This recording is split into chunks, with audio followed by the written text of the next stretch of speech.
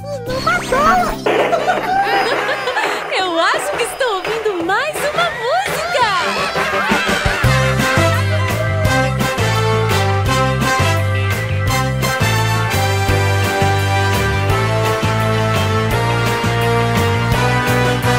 Tudo bem, numa boa, tudo bem, numa boa, tudo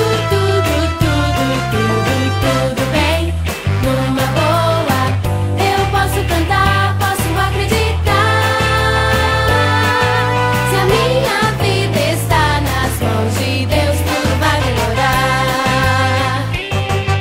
A gente gostaria de viver a vida sempre sorrindo e brincando, mas muitas vezes, por tantos motivos, a gente acaba chorando.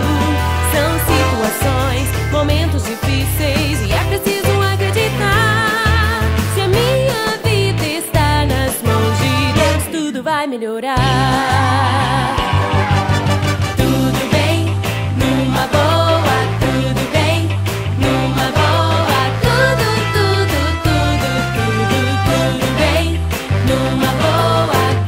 Eu posso cantar, posso acreditar. Se a minha vida está nas mãos de Deus, tudo vai melhorar. A Bíblia conta a história de uma família que estava desesperada.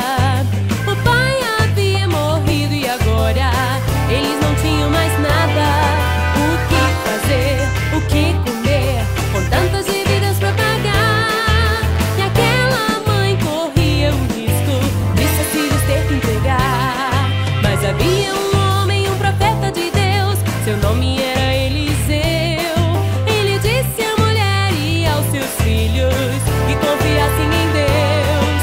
Um pouco de azeite em muitas vasilhas começou a multiplicar. Com aquele milagre eles iriam seus problemas solucionar. Tudo bem, numa boa, tudo bem, numa boa, tudo bem, numa boa. Eu posso cantar, posso acreditar. Se a minha vida está nas mãos de Deus, tudo vai melhorar. Jesus entrou no barco com seus discípulos para atravessar um lago.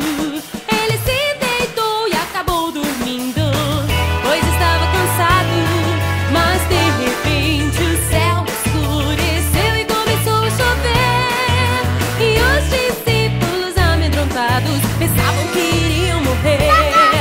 Acordaram